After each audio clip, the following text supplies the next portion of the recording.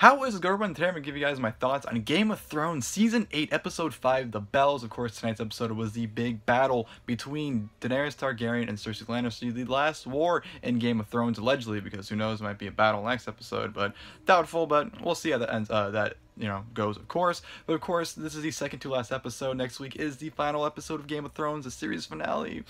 I'm so sad, but so excited at the very same time, because I'm very excited to see how it concludes, but also very nervous because I have a very bad feeling that I'm not going to like how the series ends up turning out or concluding, just because of just, I don't know, just speculation, theories, and just the way things are planning out. I'm very, very scared that, you know, it's not going to play out how I've hoped it was going to play out. So I'm excited but nervous about that. But of course, this video is about tonight's episode. I'm going to do it a little bit differently. I kind of just want to recap the episode quickly because, you know, not a whole lot happened in terms of different things. It was a whole lot of the same in terms of what was going on.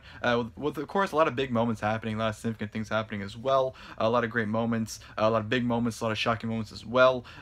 Some predictable, but what can you do? And I mainly want to talk about the deaths, honestly, as well as some of these storylines. I definitely want to talk about Jaime Lannister and Daenerys Targaryen for a little bit as well in this video. So I'll basically just be doing that, recapping the episode, talking about the deaths, and then of course give my thoughts on those two characters like I just stated. So my thoughts on this episode in general, I thought it was very good to great. I thought the score, of course, by Ramin Djawadi, which is fantastic as always. He always does an excellent job, and he's just absolutely fantastic with composing, the effects, the visuals, just the way the episode was produced. It was spectacular. It was absolutely awesome. You know, some of the writing maybe could have been a little bit better. I don't spend the whole complaint about this entire season that it's been horrible, the writing's terrible, this makes no sense. I don't think that's the case at all. I think a lot of people that are watching it now, and I could be wrong, this is from what I personally feel, I feel like a lot of people binge watch the show quickly just to watch the final season since a lot of hype to it, and then, you know, they're kind of lost in the shuffle because a lot of things people are complaining about this season, in my opinion, is stuff that you can very easily figure out. Like, a lot of people are confused about the development of Daenerys Targaryen, her character. It's the same with Jaime. That's why I want to talk about those two mainly, because those are the two people are mainly complaining about in terms of the writing for this season. I feel like if you follow the story and really pay attention, it makes sense. Am I saying it's perfect and a great way to write them? No, but I'm saying what they're doing, at least to me, makes sense, and I see where they're going with it, or at least I think I see where they're going with the stories. So I feel like a lot of the complaints can be very heavily countered. I'm not saying the writing's been amazing. You know, there has been some things where I kind of have scratched my head at, but at the end of the day, I'm a fan. I'm not a critic. I don't watch this show or anything really in general to nitpick it. That's what I feel like a lot of people do in today's society. They watch things just to nitpick it. They want to sit there and be like, oh, that's stupid, let me, you know, tear that apart for 20 minutes, instead of sitting back and enjoying it. That's what I try to do with most things. I try to sit back and just watch it and consume it, because then at the end of the day, I can't change anything. So what's the point of sitting there bitching about it? Why don't I just accept it? Yeah, I'm not gonna sit there and say I have to agree with it, but, you know, I can't do anything about it. I'm not gonna sit there and say it's garbage because of, you know, stuff's happening that I don't like, which is another thing too. I think a lot of people are complaining because of events happening that they don't want to happen. That's why I see a lot of complaints as well. People are saying, well, I don't want this to happen, so I don't like this. It's terrible because I don't want this to happen. Okay, just because something's happening you don't want to happen doesn't mean it's bad. So I don't know. Everyone's entitled to their opinions. I'm not saying this season's been a blowaway amazing season at all. I'm just saying I don't think it's nearly as bad as people make it seem to be, and I feel like a lot of people are complaining for the wrong reasons, or just to complain, honestly. So that's just how I personally feel. That's just me about it. But yeah, I still thought tonight's episode, in terms of like a visual, you know, production aspect, spectacular. In terms of just an overall episode, I still thought it was very good. It definitely had its moments. I feel like a lot of characters definitely stood out in terms of just, you know, telling a story just by their facial expressions and what's going on. So of course the episode begins with, you know, the kind of the aftermath of last week's episode, of course, with Missandei being executed by Cersei. Daenerys is depressed. She's not eating. She's not talking to anybody. Varys, you know, is telling Jon that he needs to take the Iron Throne. Jon's, you know, telling Varys, I'm not going to take it. Varys is caught, you know, writing a scroll about Jon's heritage, trying to let people know. He's caught, you know, Tyrion and Daenerys have a conversation where Tyrion admits that someone has betrayed them, and she goes, yeah, it's Jon Snow, and Tyrion goes, no, it's Varys. And, you know, Daenerys says, well, if Jon didn't say anything, then none of you would know. So she puts the whole blame on Jon. Varys is taken to Daenerys, where he is put in front of him, in front of her, Tyrion and Jon Snow. And then, of course, Daenerys passes the sentence to execute Varys. So Varys is executed. He is burnt alive. Varys is dead. I'll give my thoughts on his death later on when I discuss the other deaths in detail. Tyrion freed Jaime because Jaime was captured by Daenerys' army on his way to King's Landing. She caught him. They have him in chains. Tyrion frees him upon a deal that Jaime needs to go there and ring the bell. That way it signals the city is surrendering, and he needs to escape with Cersei. So that is the two things Tyrion wants Jaime to do, and that's what Jaime ends up going out doing. They have a scene where they're entering the city. The Hound and Arya are entering the city. They get through the gates before the gates close. Jaime does not get through the gates, so he has to find a different way to get into the city. So that's what you end up following Jaime throughout the episode, is him trying to get to the Red Keep. Of course, the battle is being prepared. You have Jon with his forces in front of King's Landing. You have Euron's fleet on Blackwater Bay preparing for Daenerys' dragon Drogon and whatnot. You just have everyone prepping for battle. Then all of a sudden, Daenerys attacks the Iron Fleet on the Blackwater Bay, and Daenerys just absolutely eviscerates them. Here's the thing. Rhaegal and Viserion held Drogon down because Drogon took down the entire Iron Fleet by himself. Not one of those fuckers was able to impale him like they absolutely did with Rhaegal last week, where they just absolutely annihilated him with the spears. Drogon was somehow able to dodge every single one and burn the entire Iron Fleet down at Blackwater Bay. So that was very, very easy for Drogon to defeat them, which I thought was kind of like whatever. And then of course Drogon goes to the front, blasts through the gates of King's Landing, takes out the Golden Company. Shane Strickland is killed. Not Shane Strickland, sorry. That is a wrestler. Harry Strickland was killed by Grey Worm when he tried to escape the Unsullied and everyone charging into King's Landing. So the gates of King's Landing just absolutely destroyed. Daenerys is burning down parts of King's Landing. Of course, Cersei's watching this all happen at the Red Keep. Just absolute mayhem's ensuing. Somehow the bells get rang. Tyrion has a relief look on his face. Thank God. Jon's telling his men to stop. The Lannister soldiers stop. They throw their weapons down. They're surrendering. And Daenerys is in the sky with Drogon just sitting there, completely ignoring the bells. And then she says, fuck it. She charges down King's Landing back towards the Red Keep. She's just burning down everything. Grey Worm sees it, takes it as a signal to keep going, throws a spear into the Lannister soldier. They keep fighting. And you can see the displeasure in the face of Tyrion and Jon Snow. Jon Snow's sitting there looking around and thinking, like, is this really fucking happening? Is this the person I'm really supporting for this? And, of course, you have Tyrion with heartbreak in his face thinking, like, he tried so hard to avoid this from happening, yet it still happened. And, Daenerys is destroying King's Landing completely. She's going to be Queen of the Ashes, and that's what ends up going to be happening. So throughout the episode, you just have, Daenerys burning down King's Landing, just killing all the civilians. She doesn't care. She's burning down the entire place. She does not care. She's fueled by hatred. She's fueled by anger and hurt. She just has so many emotions, and she's not controlling any of them. She's saying, fuck it, I don't care anymore. I'm just going to, she's taking all her anger out on everyone in King's Landing, and she doesn't care who it is.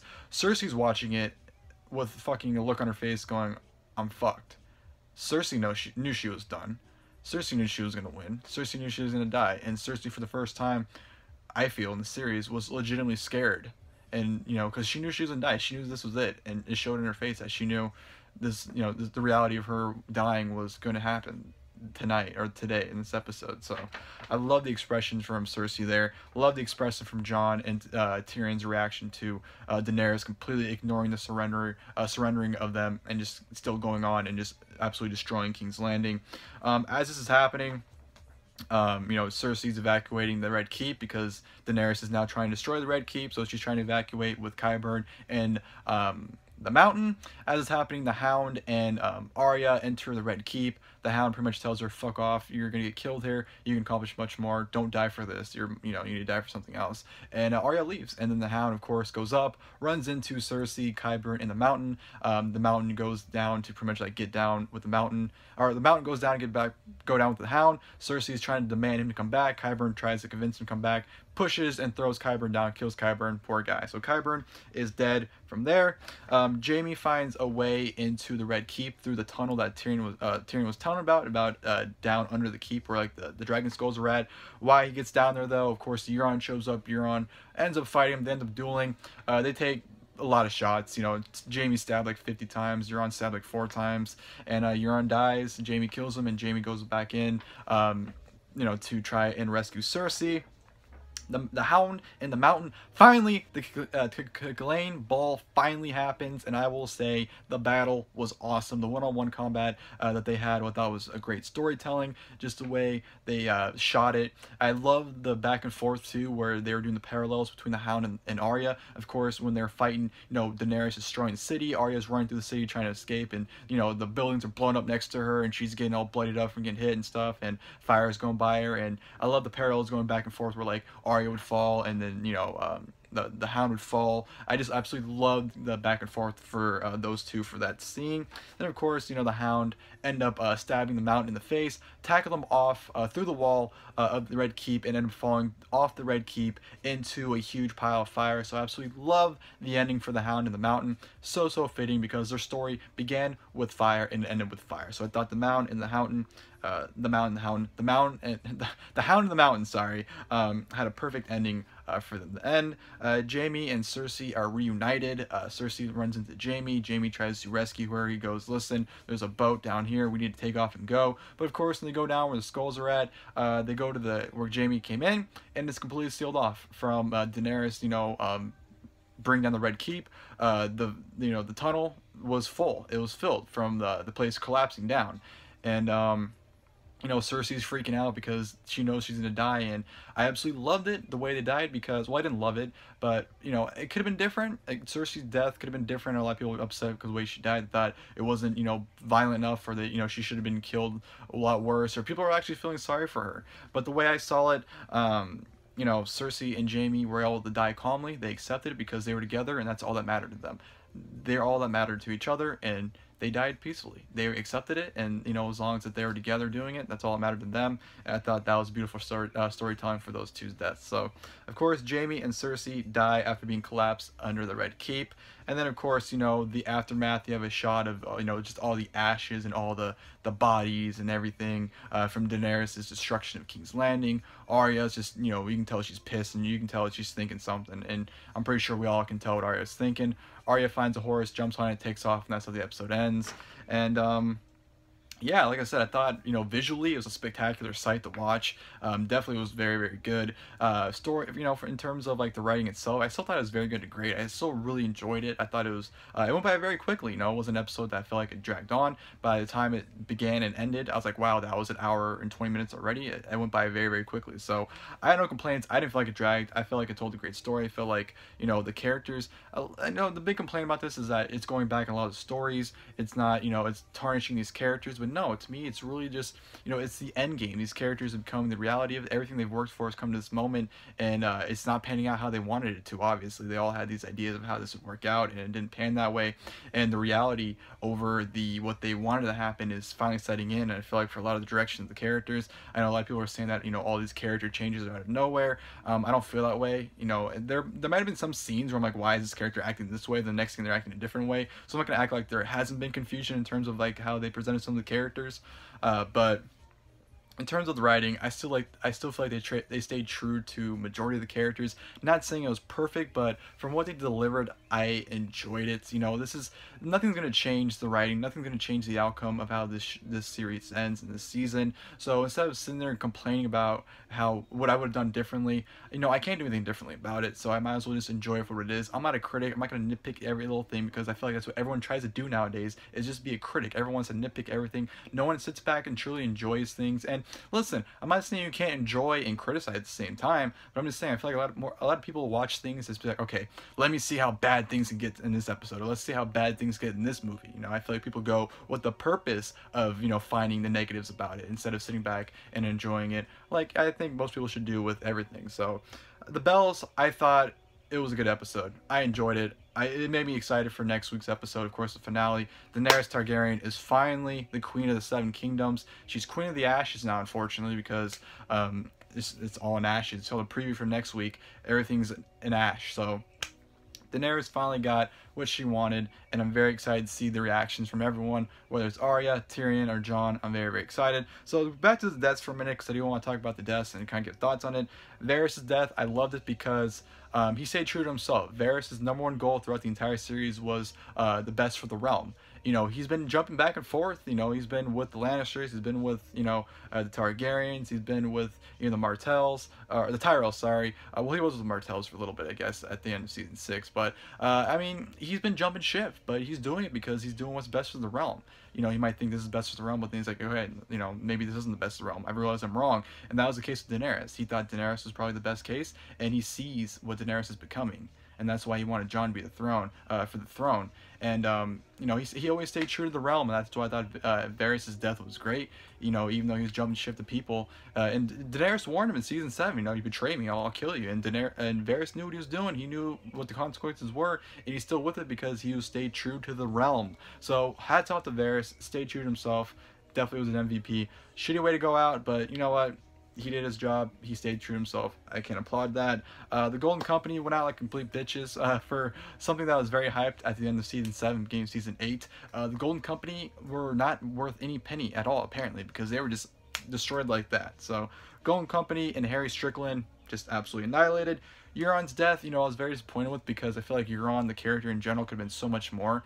I feel like, you know, he should have had a pivotal role last season in season 7. I feel like his introduction in season 6, I was like, this guy's gonna be the next, you know, Ramsay or Joffrey or Tywin. And he really never reached that pinnacle because he really wasn't on screen that much. And he was very, you know, he was very just hit and miss. He was very rarely on. So, but I mean, I don't mind him dying to Jaime, but I just feel like they could have done way more with his character, so I was disappointed. So Euron could have been way more, but what can you do? Qyburn, you know, I like Qyburn, but you know, if Cersei's gonna die, there's no way Qyburn was gonna stick around. So I feel like obviously he had to die. The Mountain and the Hound, I loved it because they killed each other. Like I said, they ended it the way they started it. It all started because the Hound or the Mountain put the Hound's face in fire, and it ended because of them, you know, being thrown into fire. So I feel like it was very poetic and a very great way to end those two as a run in the series. And of course, Jaime and Cersei, they were the final two to die in this episode. I loved it because the whole purpose between those two were they wanted to die each other's arm. Jaime said in season 5 his ideal way of dying was in the woman he loves arm. And of course, you know, Cersei always said in the series that her and Jaime came in the world together and they were going to leave the world together. And that's exactly what happened. So I feel like it was very poetic and definitely fulfilled what you know, they've been saying throughout the series of those two. You know, no matter how evil and diabolic Cersei was, and you know, Jaime even saw that, he knew that you know, Cersei, you know, was still the love of his life, and despite what she was, he knew exactly how they needed to go out together. So I feel like, you know, seeing those two embrace under the Red Keep as it's collapsing, you know, they're embracing, you know, Jaime calmed Cersei down. Cersei was freaking out, she didn't want to die, and Jaime calmed her down because he told her, listen, we're all that matters. You know, as long as we embrace each other and accept this and go together, that's all that matters. And I felt that was beautiful storytelling for those two. I would have done their deaths a little bit differently. I know a lot of people wanted to see Cersei get killed by like Arya, or people wanted to see Jaime become the Queen Slayer, ended up slaying Cersei and killing her instead. But I feel like the way they did do it, like I said, even though I would have done things personally differently, but for what they did, I liked it. I liked what they went with it. I knew what they were going with, so I do accept it, and I did like it. So I thought that was definitely a poetic way for Cersei and Jaime Lannister to go out. Now, I do want to talk about the developments of Jaime and Daenerys' character for this season. I'll talk about Jaime's first, because I feel like I can go through his more quickly than Daenerys's. A lot of people are claiming that Jaime's character, his whole redemption arc, is nothing now. It's thrown away. They ruined it because he left Brienne and went back to the Cersei, the person that he hated so much. This is the way I see it. So obviously Jaime and Brienne hooked up before Jaime found out about Cersei attacking Daenerys' fleet. Go back and watch when Jaime realizes what happened. He realizes that he needs to go to King's Landing because he needs to either end things or he needs to save Cersei from Daenerys. He sees these things. He knows he needs to prevent whatever's going to happen from happening. And he knows Brienne loves him. He loves Brienne. Well, maybe he loves her. I don't know. Brienne loves him, though. He knows this. He knows they're kind of a thing now. He knows if he tells her, listen, I'm going to King's Landing, she's going to go with him. She's not going to let him go. She's either not going to let him go or she's going to go with him. He knows he needs to break it off. And he knows the best way to do it because, listen, if Jaime goes and she finds out about his death, she's going to be heartbroken. In Jaime's mind, he knows he needs to end things face to face. Him ending things face to face is, you know, the nice way of preventing a bigger heartbreak. You know, would you rather him break her heart in person or her have her heart be broken by the news of his death? I'd rather him do it so that way his death is less painful. In a way, to me, Jaime was protecting Brienne because he knew what he had to do. He knew it was going to hurt her regardless. So in his mind, I think he wanted to break her heart that way, so that way it was more of a kind of showing her mercy. You know, it's kind of saying that, you know what, I know I have to do this thing, but in order to protect you, I need to hurt you. And I feel like that was Jaime's mindset when he was, you know, telling Brienne off and when he took off. So that, I think that was what Jaime's mind was. He went to King's Landing. He sacrificed himself essentially. You know, even though he was trying to save Cersei, he still sacrificed himself. He still went there. You know, Tyrion told him to ring the bells. He was gonna, that was his mission. He's gonna go ring the bells. You know, he was still doing things because he cared. He wanted to do the good thing, and I feel like he definitely tried to do that. And I feel like a lot of people are throwing it away because they were mad about, you know, him, you know, being a dick again, even though I do think he wasn't being a dick. He was just protecting Bran in that way, and he knew he needed to go do what he had to do. Like I said, he needed to die with Cersei, and he knew Cersei was probably going to die, and he needed to be there when it happened, or if not, save her. So I feel like for that reason, I think Jaime's story arc was not ruined, and I don't think they ruined anything. I think it was, you know, I think they did what they needed to do. And then, of course, going back to Daenerys, a lot of people are very upset that she's becoming the Mad Queen. A lot of people are mad about it. People don't like it. And let me say about my thoughts on her becoming the Mad Queen. It's been hinted at since the very beginning. Daenerys Targaryen is a Targaryen. That should be a red flag, first off, that why is anyone surprised that she throws a hissy fit when things aren't getting her way? Targaryens have always done that. Another thing with Daenerys is that, you know, she's power hungry. She wants the power. She'll do anything at any cost. And when she was in Essos, she was able to conquer every city with ease. She was able to free the slaves, conquer, you know, Karth, Meereen, Yunkai, whatever city it was. She was able to conquer it because she was able to scare the masters with the dragons. People surrendered. Every battle she fought, they surrendered. She never wiped out the entire thing. They always surrendered to her. She comes to Westeros. The entire game has changed for her. She's used to getting her way. The entire series, she's gotten her way. She wanted a city, she took it. She wanted to free the slaves, she freed them. Everything always went Daenerys' way. She comes over to Westeros, and what begins to happen? First off, she loses 2 of her dragons. Yeah, 2 of her 3 of her dragons are killed. She loses the 2 most important people of her life, being Jorah Mormont and Missandei.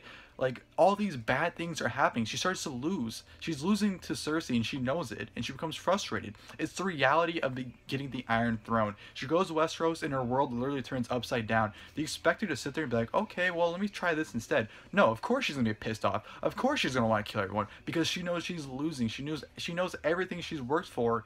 It was for that moment, and she doesn't want it to be sacrificed, especially when she finds out about Jon. When she finds out Jon's a Targaryen, now her spot's threatened just by him. Now she has all these things. She has all these bad things happen. Like I said, she lost 2 dragons, the 2 most trusted advisors she's ever had. But vast majority of her armies is gone. Now she has another heir to the throne that's threatening her position. Everything she's worked for is threatened. Everything she's worked for, she's scared is going to be thrown away. And that's why she's become the Mad Queen. She's a Targaryen, and everything's always led to this moment. It's not, you know, going against 7 seasons of development. It's not, you know, oh, they portrayed her as a nice girl, and all of a sudden now they want to portray her as a bitch. No, it's always been this way. Especially considering, do you think they kept bringing up she's not like the Mad King for a reason? They kept bringing that up because they wanted to convince themselves, whether it's Tyrion, Varys, whoever. They kept saying she's not like the Mad King because they wanted to convince themselves she wasn't the Mad King. She's always been, you know, that way. She was always going to be that way, and they saw it. Varys saw that. That's why Varys wanted, you know, Jon for the throne, because he saw Daenerys become the Mad Queen. You know, all these things happening, and people act like, you know, if these things happen to you, you wouldn't act this way. If, you know, your most trusted advisors died for you, and all these things have happened, you know, for a cause, and now you're losing, you're not gonna be upset?